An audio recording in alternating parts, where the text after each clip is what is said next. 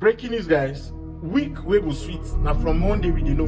So VeryDarkMan was seen fighting with Mr. Jelof. Omo, no be small beat, Mr. Jelof Coletto. So I don't want to talk it to myself. Just watch a little clip and see. Watch it.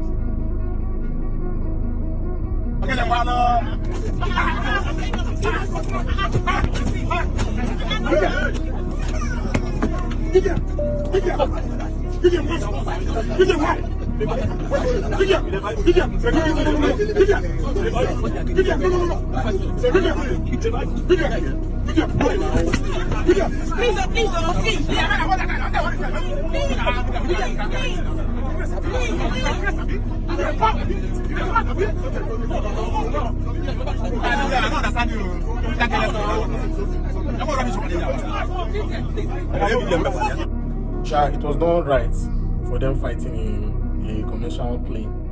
All of them, they are big. I don't feel support fighters. Why will a full-grown men fighting? How is it possible?